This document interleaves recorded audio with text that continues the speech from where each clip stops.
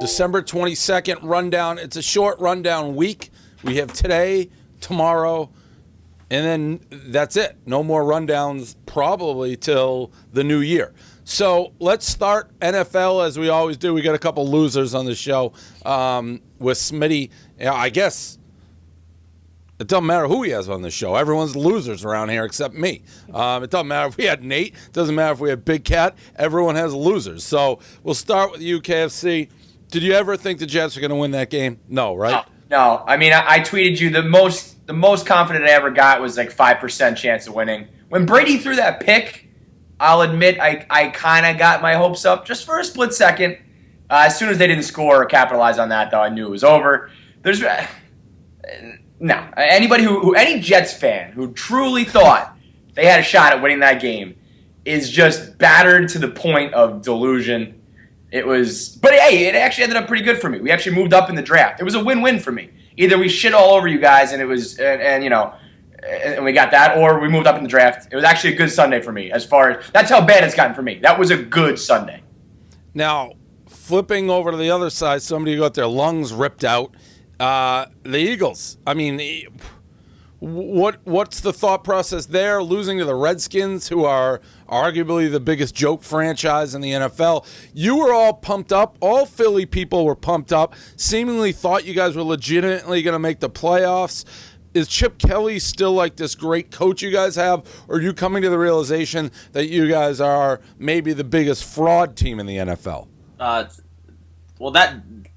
It's a lot to swallow. Anyway, Right there overall. I mean, first of all, it's not that we missed the playoffs, it's kind of how we missed the playoffs. 2 weeks ago, or 3 weeks ago, we were 9-3, talking about first round bye, and only 3% of teams who have ever started 9-3 have never made the playoffs. So I mean, it's an epic meltdown, no matter how you swallow it. The Colts winning yesterday kind of, makes it a little easier because Dallas had to win out and the Eagles had to. Colts lose? Dallas had to lose out and the Eagles had to win out anyway, basically to have a chance. But as far as like Chip Kelly's concerned, I don't fucking know. It means a lot to people when the Eagles are really, really good. I think the flowers smell better. It's a little bit more sunshine. My Christmas is ruined personally. The only thing my father and I have to talk about one-on-one is the Eagles. Like we go to every game, every single Eagles game. He has season tickets, and I bet you the only time we've hugged in the past 20 years, outside of funerals or maybe a drunk wedding, has been in Eagles games because we just don't know any better. It's bliss. It's perfect. And now to have to go home and bullshit about real life and problems over Christmas when we could be talking about first round bye at the playoffs or even just going to the playoffs. I mean, it's horrible. It's ludicrous. And I'm not the one person in Philly in this situation. Everybody's miserable because of it, and it's awful.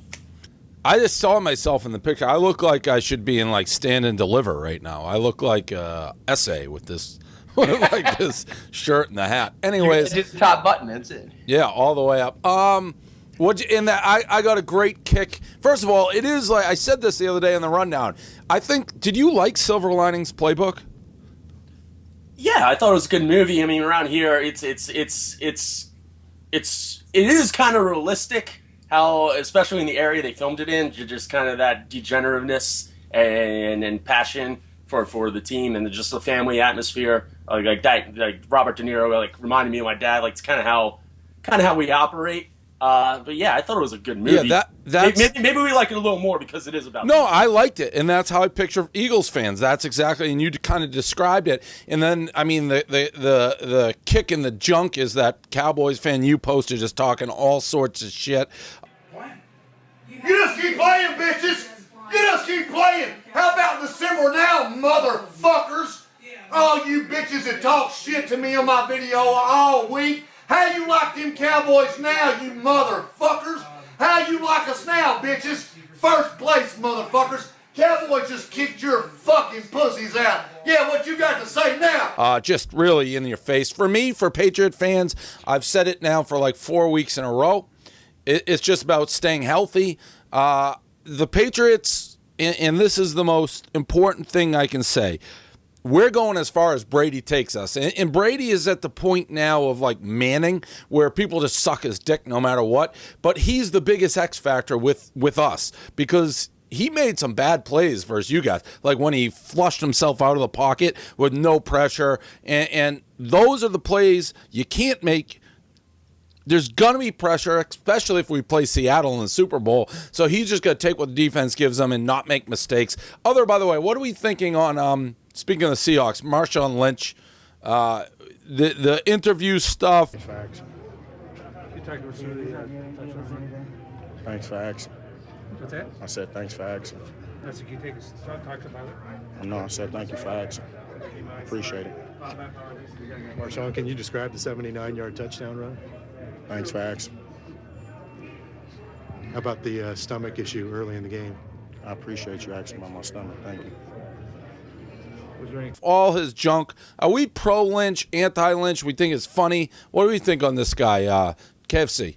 I'm pro Lynch. I think it was funny in the beginning. I think he's kind of done it enough times that it's kind of becoming a shtick. So I don't know if it's as funny as it once was, but I think the point that he's making is good. It's like it's a big fuck you to the media, and he's really the only guy out there that does that, and I got to respect that. Smitty? I haven't been pro Lynch since he pulled a hit and run in Buffalo and took off, and he can't even spell his own name since college. I don't like the guy. He runs with heart. I wish my running back would run like him, but no, I'm not for the shtick at all. I know Big Cat is, because it's like counterculture. Like, you don't expect people to give, or you expect people to give just the politically correct standard answer all the time, but I couldn't give any two shits about it. It's going to be interesting. I really think we're setting up Patriots Seattle. It's going to be a war. We'll probably be underdogs. Gonna get crushed. What's that? Nobody's beating Seattle the way they're playing right now. Nobody. Oh, all right. Well, Smitty said it, so we might as well not even show up then.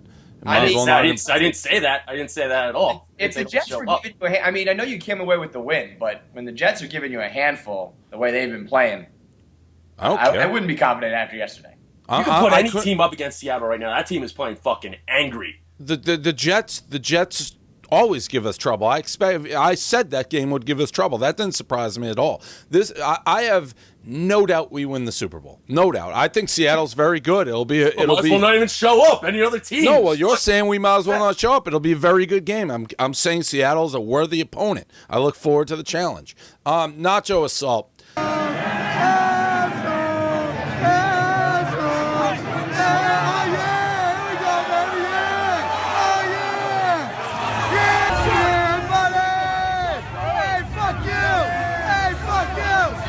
How's that nacho cheese, baby?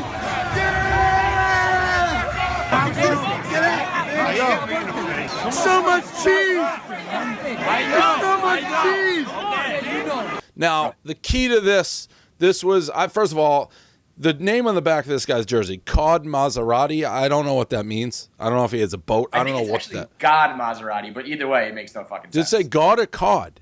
I think it's God with a G. No, I think it wasn't even a jersey. It was like a winter jacket that was personalized. I think it was like a starter jacket. I think it was Cod. Kudos to the Jets fan who started this by holding out the nacho with the cheese. So this guy turned and walked face first into one chip with cheese. Then it degenerates from there. He's got the nacho off him. People are yelling at him, "How's that cheese, buddy?" KFC. The only win for the Jets yesterday. What do you got on this nacho? Yeah, it was a huge win. That was better than the actual game to me. That guy yelling, "So much cheese! So much cheese!" was hilarious. This is the kind of shit I like. I don't want people like fighting each other, knocking each other out, getting all violent, but just dump a fucking batch of nacho cheese on the guy. I mean, if you're a Pats fan in the Meadowlands wearing a God Maserati jersey, drunk and being an idiot, you deserve to get covered in nacho cheese. I loved it. Smitty? I mean, not even that. If you're a white guy who willingly wears a do-rag in a non-satirical situation, you deserve everything that comes your way. Pro fight, nacho. Yeah, that was strange, the do-rag. And again, for me, it was just that moment. The guy's just that split second that he's just holding the nacho, baiting him to walk into it with his face, and he did. The Jordans interview. Well, good morning to you both. Yeah, hundreds of people here this morning getting these brand new Jordan 11 shoes. They're a limited edition shoe that came out today, and they cost around $200. With me now is the new owner of these shoes. I have with me Paul Moses and his friends. We'll put those back there because I know they were a lot of waiting for these shoes. Tell us what was it like this morning being here compared to what it was like Wednesday? Oh yeah, I got the real story. See, the police came with a better approach. It was more people friendly.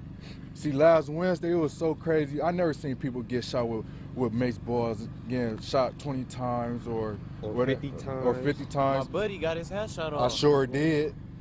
Now, when you say these police were better prepared, yet when we were here Wednesday, we had actually Tony Geftos was out here Wednesday, and he was showing us some of the video of the crowds of people waiting just for a chance to get these tickets that will give you a chance to this shoe. Now, you happen to get that ticket, and how was the police better prepared today with all these people that have that voucher in their hand? Yeah, you know, last time the police wasn't well prepared for how many people was gonna come out for these wonderful shoes right here. It was total chaos. They didn't expect it to be total chaos. Yeah. Huh?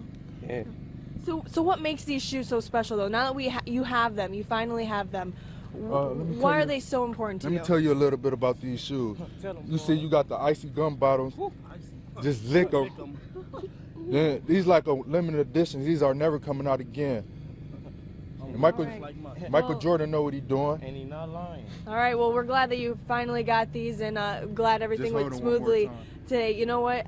They're nice shoes. So, of course, again, everything went smoothly out here this morning as these shoes were released. Of course, we'll bring you more throughout the morning. For now, reporting live, Mackenzie Keyline, 13 ABC Action News. I need to get this on like my calendar. Is there the same time every year that they release the Jordans? Because I'm getting like slow at the email, internet. Both KFC and Big Cat blogged this. I didn't even see it anywhere else. I don't know where this came from. I'm checking the wrong places, but I love when they get rid of the Jordans. And it's almost like they're getting these people from Central Casting. Yeah, I don't know how you forgot the one that I did. The Get Money Maniacs there from like 3 years ago who have the personalized Letterman jacket. Man, I say one mama was in tears because she couldn't get the shoes for her kids. You know, it break our hearts out here though. But you know what? The Get Money boys, we do have some shoes we are selling. So parents, look us up. You know. All right. Okay. All right. You got it. All right. So, you just were on. There you go. This was yours, KFC. What do you got? It's one of those videos that looks like a real-life Chappelle skit. Everything about it. The dude's name, Paul Moses. Everyone rocking the sunglasses. The dude with the white nose, the guy going, ha! The other dude talking about getting his hat knocked off, and he's like, I sure did, I mean, every line out of their mouths is gold, and it's like, they're like acting, they know the camera's in front of them, but it's all so natural. It's just like this unintentional humor that fucking slays me. And when he licked the shoe, when he licked the gum bottoms, it was just perfect. And having the cream cheese white girl be like, so what's so good about these sneakers? It was perfect all around. Smitty? Yeah, I think that was the biggest takeaway from it. Is not the guys acting the way they are. I'm not being racist, but black people in front of the camera is gold 10 times out of 10. And we see it way back in the Leprechaun video. I mean, again, not being racist at all. I mean, it's just entertainment. But the as you described it, the cream cheese white reporter trying to interact and be professional with them coming back like right in their face. I mean, that was the takeaway from it. Again, pure entertainment always is the Jordan interviews. This one, this happy dog, KFC. So I saw you post this dog. I actually showed it to my wife. She thought it was borderline fake, the movements that this dog was doing. But, so for the two police officers who were murdered this past weekend, we're doing the T-shirt sale, raising money. I saw the thing. It came through Good Morning America asking for an interview with you. We all thought, oh, they want to talk about us raising money. No, they want to talk about the dog jumping in the pen. Dude, so listen to this. I get a phone call from my mother who's like, ABC just called. They're looking to do an interview about something you posted. I'm like, oh, okay. It's got to be about the fundraising we're doing for the NYPD. Then I get the email from the Tips Boston account, and then she tweeted me too, just going on and on. I got to get in touch with them. I got to get in touch and talk to you about what you posted. I finally reached out. I'm like, what's up? She's like, yeah, that cute dog video. Is that yours? And then she said, do we have permission to post it? And can you do like a 15-minute interview on it? I was like, No, I can't even do like a 15-second interview on it. All it is a fucking video about a dog. Meanwhile, we're raising like $75,000 for these fucking guys. It's crazy. It just goes to show like what rules the internet: cats and dogs, and that's it. Why is Good Morning America calling your mother to call you? I don't know. I guess somewhere out there my phone number is attached. My home number is attached to my name. I don't know. It's sad though. The biggest publicity you could possibly ever get in calling your mother. That's the Barstool world. Hang up. All right, KJ McDaniels' mom, truth be told, never heard of KJ McDaniels, had no idea who he was until you posted this thing. So he's on the Sixers and his mother. Does anyone go to the Sixers games? Probably not, right? I got offered Sixers tickets courtside for $20 last week, and I couldn't go, but I'll go in a second. I mean, it's courtside seats at an NBA game, of course, but attendance is actually up this year from last year, which is shocking. But I can't watch a full game on TV. So his mother's going, if I'm understanding this, was booing everybody but KJ McDaniels, demanding that he get the ball on every play. Even booed, sound like the halftime shot. What is going on here, Smitty? She's as wild card as it gets. She's been kind of this way all season, and since the Sixers suck so much, like nobody really cares, I guess. But KJ McDaniels, he's a rookie out of Clemson. Raw athletic ability. I mean, he swatted a couple of freaking shots like into the rafters this season. Can jump out of the moon, but he's doing that because he has no other responsibilities, and if he was on an average team, he wouldn't be sniffing playing time. But his mom is the worst version of the parents in Little League who only support their son and cheer for him from the crowd over everyone else. And people don't like that in general, but what she's doing is she's bashing the team. Like straight up, 11 rows back, booing the Sixers team and yelling at Brett Brown to put the kid in and give him the ball. I've never seen anything like it. And what's worse, the worst part about it is nobody can go and tell her to sit down and shut up. That's got to be KJ's responsibility, because I mean I'm not telling a loud black woman to simmer down. Like that's dangerous territory as it is. He's got to go up and do his thing and tell her to be quiet, because it's embarrassing. It's embarrassing for everyone involved, her included. KFC? The booing of the halftime act is so fucking funny. Booing the guy who's shooting at half court for a $50 gift card. It's like there's 20 people in the arena, and she's booing literally anyone who is not her son. Is so what can you say? funny. Her son shouldn't have been taking that shot. I mean, here's the thing. Allen Iverson's mom did it. Ray Allen did it. Those guys are fucking Hall of Famers. If your kid's a scrub, you got to sit down and shut the fuck up. Ray Allen's mother. They're doing the fucking team. Yeah, your team. Yeah, Ray Allen's mother sat courtside with like glitter Ray Allen, but she was not booing the Celtics. I know that. It also strange. Do you think I'd be mortified if that was me, unless it's like a running joke and everyone's just making fun of it on the Sixers. But I don't think that would probably be the case when you're like the worst team in the history of the NBA. Strange, but very funny story, and very, very Philadelphia right now. Like this is just the state of Philly sports when your players' mothers are booing your own team. I don't even know that we got to talk about this. I'm always a sucker for animals saving animals. This monkey saves a monkey. It's like the monkey got electrocuted. It's in India. There's people like running around acting like they care about the monkeys, which was a shocker to me. I didn't think they cared about monkeys in India.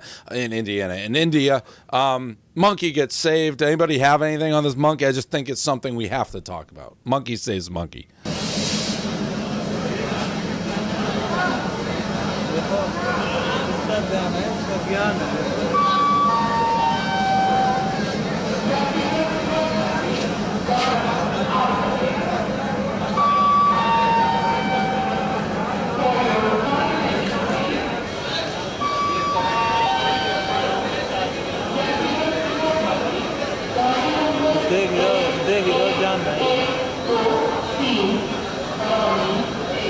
वो अपनी प्रक्रिया कर रहा है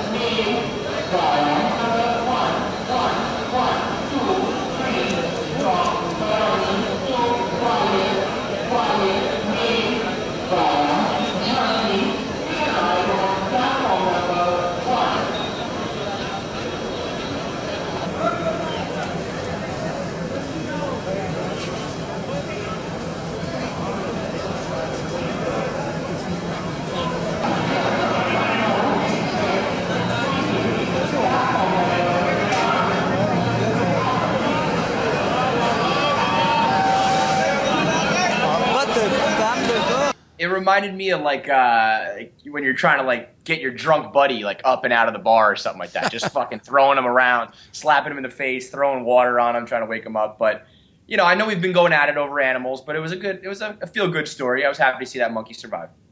Yeah, I mean, if you want to talk about honest to God good pets, I've blogged this many times before. I would love to have a helper monkey before I die. Just hanging. It's basically another friend that can do stuff for you. I mean, just get Mojo running around making lemonade. I mean, I agree with that, but I feel like almost all monkey stories like that end up with the monkey mauling somebody at some point, and then you're held that's responsible. the only monkey stories you hear. You don't hear the happy monkey stories. No, well, my father had the monkey, the one-eyed, dead-eye monkey, and the dog ate it. So it still ends in tragedy. What? You guys don't know this story? Oh, man. Yeah, I feel like I've told this on the rundown before. I've definitely done it on the podcast. My dad had a pet monkey when he was like a teenager, like 18 years old. He had a one-eyed spider monkey, and his neighbor's dog supposedly ended up eating it. This was in between him like banging Sharon Stone? It was like right around that same time, yeah. Your dad continues to I would have liked him to say hello at the wedding. That would have been nice. I could have put a name to the face of all these stories. Back in the early days of Barstool, we brought in a monkey. It was, what was that monkey's name? I forget. We did a carnival, and it was a little monkey dressed up in like, Smitty's gone. There's a little monkey dressed up in like a Patriots uniform, and you could throw him the football, and he'd catch it, and he'd throw it back to you. Then he did like a uniform change, got into it was like Herky Jerky the monkey or something. Where did you do this? At like a party? At a bar, yeah. It was a carnival. We had like fortune tellers, monkeys, stilts, all these carnival games. It was wild. And then the monkey got like angry. Like people got too close to the monkey and he freaked out. Yeah, that's why you can't have pet monkeys. They inevitably will snap. They're not supposed to be pets. What was his name? Herky Jerky or something. We had midgets. Like I had to import midgets from New York. Midgets are like $500 an hour. That seems about right to me, though, considering you're fucking renting another human for entertainment. Yeah, they were hard to find. Like, if you're just going to pay someone to get abused for, like, the night, I would probably put it at, like, $500 an hour, too. We didn't, like, throw them or anything. It was just more for, like, people take pictures and shit. Ronaldo, the statue. Ronaldo gets a statue. I think he decided the statue. I saw this on a bunch of things. I don't know. It's a huge story. He made himself have a huge dick. Seems like a no-brainer. If you're going to have a statue, you might as well have a huge dick. KFC? Yeah. I mean, Ronaldo, to me, his, like, the amount of pussy he gets off the field is more important than him playing on the field. So if you're going to put up a statue honoring him, you got to fucking do something with his dick to honor that, because that's the real story here. Although I didn't know that he decided that. It would be better if they just did it on their own. Either way. I think he did. Like, didn't he build himself his own museum, if I'm remembering this? Oh, right. Okay. So that kind of ruins it a little bit, but all that being said, Ronaldo's dick deserves to be in a museum, so I got no problem with that. Smitty? I mean, it's one thing, it's like what Dave said, it's one thing if other people were acknowledging the situation. It's another thing if you're humble bragging to yourself and putting it on display. I'm not for it. If someone else wants to create your statue and make you a sling dick, that's fine. If you do it yourself, that's a violation. Oh, I disagree. I mean, if I'm building a statue to myself, I'm definitely making it seem like I have a huge dick. No brainer. How would you put a statue of yourself? Like, are you Caesar? Like, he built a museum. This guy built a museum for himself. Maybe one day, when Barstool's like a gazillion-dollar multi-international thing, I'll build a museum to myself in Swampscott. I'd do that. I'm surprised I despise that move. I despise that move 100%. There's no more of a dick move to honor yourself. It's called giving back to the community. What would your statue be like, Dave? Like, what pose would you be in? Or would you be like at the computer, or would you just be like Balboa? How would you do it? It's a great question. I'd have to give it thought. I wouldn't be at the computer because I'd want to make myself seem imposing, and it's tough. It'd be your Twitter profile tackling the chick. Yeah, that's not bad. Would the nose be to scale? Would you downplay the nose? Yeah, I'd downplay it. Nose would be the dick in this situation. Yeah, I'd have a huge dick, a tiny like button nose, and I'd be maybe like hitting a home run. It would be a great statue. There would be nothing like, it would just be basically, you know, to make myself look great. There's no point in building statues and museums to yourself if you're not going to like really blow it. And by that time, I'd probably be dead. I want them to be like, oh, look at this guy. This guy was the best. Porn wars. This is all over the place. We got 2 different sets of porn wars. Am I getting this right? Bonnie Rotten, who's a close personal friend of mine, going at it with, who is that other, Christy Mack. The fact that you're down with Rotten and not Christy Mack is a problem. I'm friends with Bonnie Rotten. Like legitimate, like you just know her? I became friendly with her at the AVNs. I also met Chrissy Mack. Listen, when I went to the AVNs, that was all the gossip. Oh, where's Chrissy Mack? It was a no-show. That chick, what? She wasn't doing the stuff like everybody else. She wasn't pounding the pavement. And Nikki Benz is also a close personal friend. Now, that's the one who wants to eat the M&Ms out of the ass, right? Or the Skittles. Yeah, out of whose ass? What was that? Big Cats. Like when they were doing the Skittle thing. And she's going at it versus Lisa Ann. Well, I'll start with you, Smitty. What do you got on Porn Wars? I mean, it's kind of irrelevant to me until one of them actually called him out for being internet tough at the end and wanted to take it into the ring. That's when things go to the next level, and that's when you know you really got someone in their head, is when they want to fight personally, take it off the internet. And until it gets to that point, I'm pretty disinterested in it. That's kind of an interesting take on somebody who makes their living on the internet. Like until it gets taken off the internet, you're not interested. Well, I'm not talking about you know, making fun of something, or I mean, these girls were going at it. These girls were getting really, really intense through Twitter, and all right, Smitty's out. KFC. The Bonnie Rotten thing, that was He's fucking back. harsh. that's when things get in the next level. All right, KFC. The Bonnie Rotten shit was harsh. I don't know where that came from, but just, I mean, she came in hot with that whole, like, you know, the only reason you're popular is because your man beat your face. That is kind of over the line in my book. The funniest thing, though, with all these chicks, both wars, the main insult these porn stars have for each other is that you're a whore and that you're a hooker. You all fuck and get paid for it. All you do is get money to have sex. You're all whores, all of you. It doesn't matter if there's a cameraman or not. I'm on Team Christy Mack in the one fight. I wanted to be Lisa Ann in the other fight just because I feel like I got to pay respects to one of the greats. But I don't know what the fuck she was talking about. How she's an American citizen. I guess, is Nikki Benz not American? It didn't sound that way. Yeah, I mean, either way, it sounded weird to me. When Nikki Benz said that she was going to wipe her ass with Lisa Ann's face, that was it for me. That was like fatality, game over. And you nailed it. Making fun of somebody for getting beaten within an inch of their life is a brutal attack that maybe only a fellow porn star can get away with. Like anybody else brings that up, and it's an internet lynch mob. But Bonnie Rotten, you know, people had her back. I guess when you're a porn star, you can say whatever you want. The only thing I'll say, KFC, about the whore thing, I learned this at the AVNs. Who's that British guy who's my friend? No, the guy with the big dick. The dude. I know who you're talking about. I don't remember his name, though. Kieran Lee. He was very clear that there's like ethics and code. Like you can fuck people on camera. Like he had a steady girlfriend, and he's like, I can fuck anybody on camera. The second you are off the set, it's like that's cheating, and his wife or girlfriend would murder him. So they live in like this alternate universe where it's okay. You're punching the clock like the Flintstones. You walk in 9 to 5, you put your little thing in there, you have your sex, and you go home. That's just a job. That's not even sex.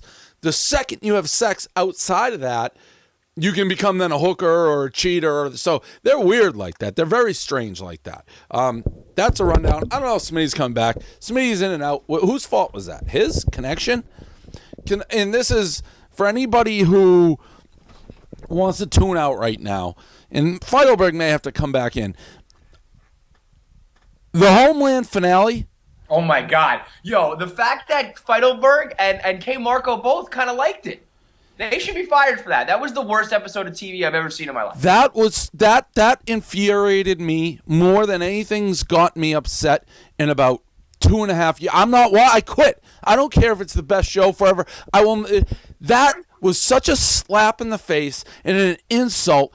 It's almost like somebody said it at the very end. Showtime was like, "Oh, yo, we need one more episode." Like it was supposed to end last week. It could have just ended with the previous episode. That would have been a fine cliffhanger and been done with it. Instead, we're following her fucking mother, who we've never seen before, to Missouri. We're crying over her dad, who's not even on the show anymore. And we're doing another dumbass, unrealistic CIA love story. Who fucking cares about any of that stuff? None of it. We watch this show for terrorists, to watch terrorism. And I put Feidelberg in a pretzel because he's like, why don't you watch Michael Bay? Like, I don't need things blowing up. Like, Zero Dark 30 was one of my favorite movies. That was just the pursuit of terrorists is what we want. Not this garbage fucking love stories.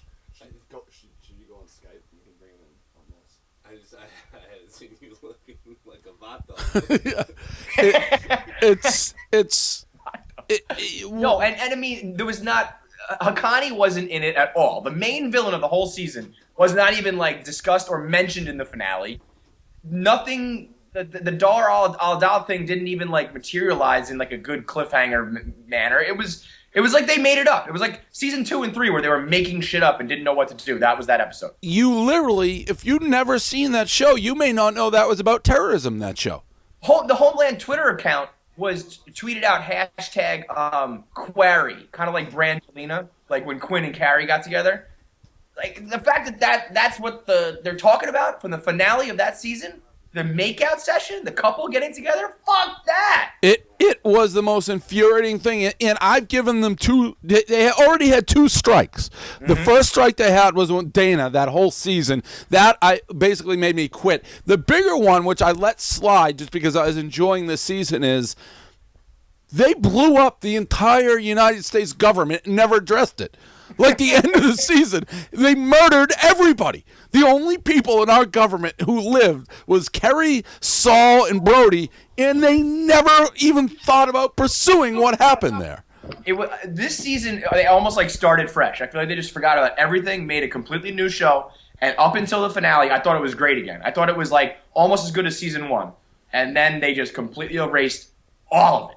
Yeah. Absolutely all of it with that garbage. Agreed. And the fact that Feidelberg is like interested in Kerry's baby, and no, I got the same speech from K. Marco, who I think he's just mad at me that I don't like Christmas Vacation because he's just disagreeing with me on everything now. He's like, "Oh, I guess you just don't care about character development, huh?"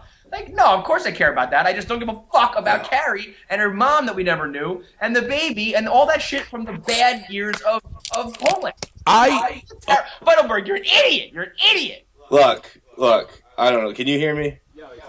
Your head's cut off. And by the way, I knew we were in a weird spot when like the show started and everyone's back in America. I was like, what the fuck is going on? Usually it's a good rule of thumb. If they're not overseas in Homeland, it's shitty. Feidelberg. Now, what I told Dave and I told Kevin last night is this close to this camera? This probably has a lot to do with the fact that I didn't watch it live. I avoided Twitter. I unfollowed Kevin because I know he's a show live tweeter. I unfollowed everybody because I couldn't watch it at 9 o'clock. But by the time I could watch it, like 10:15, I had already been told by tons of people and the internet that I had to hate it. Now, if you tell me that, I'm going to find a way to have the opposite view. So I went into it thinking I'm going to convince myself to like this because fuck everyone else. And I did that. I was successful. I admit I was never enthralled with the episode. I had never had the white knuckle tension that most of the seasons had. Right. But it wasn't totally boring. It wasn't something I'd have as a season finale. That's not where I'd put that episode. But it was like stuff. It was stuff that had to happen for the character. I don't understand that. You can't see it to the character building. No. That absolutely none of that had to happen. Literally, like none of it. Carrie had to find out how to love, Kevin. Carrie had to find out she couldn't love. Bro, if you think that, then you just like I if you think that episode was good, I can't imagine you liking any of the other episodes this season because they were completely fucking different. You can have different episodes. The show doesn't have to be the same. I gave my excuse and my reasoning behind it. I went in with the need to like it, and I fulfilled that need. If you want to, I get it. If you wanted to just say, fuck the internet, I'm going to like it. But if that didn't happen, you would never have thought that was a good episode. Had I watched it's impossible to think that. Had I watched it at 9 p.m. with everyone, yeah, I'd have probably been holding the pitchfork too and screaming, fuck you, Showtime. But that's not how it went down. Well, then fine. Then you basically just admitted that it wasn't. Well, yeah, I'm able to not participate in groupthink. I can find ways around it. I can look at how that was scary. I had to learn how to love it. I'll take that. I don't mind differing opinions on shit. You like it, you don't like it, whatever. But the fact that it was just so poorly done. Like, why would we have her mother be introduced all of a sudden? Why are we all acting like we're crying over? Yeah, but Feidelberg, stop saying that. It's a show for guys and girls, fine, who like terrorism, mystery, like tracking, like overseas. It's been a love story since like day one. It's also about terrorism, but like it's not like they just randomly introduced relationships. What do you mean it's been a love story? The Brody thing? The whole story, yeah. I mean, the Brody thing, yeah, but he was a terrorist. Right, but it's not just about terrorism. The whole story's been like, you're making it seem like it's Zero Dark 30. It's not at all Zero Dark 30. It is all about terrorism. When no, it's not. It's about both. And last night was focused on the other part. Right, and it was a finale after like you said, the white knuckle season that everyone, like the resurgence that everyone loved, and all of a sudden we're doing like a fucking relationship story. And I absolutely wouldn't have had that as the finale. Like ending it with Dardal in the car would have been awesome. But like you had to tie up her dad.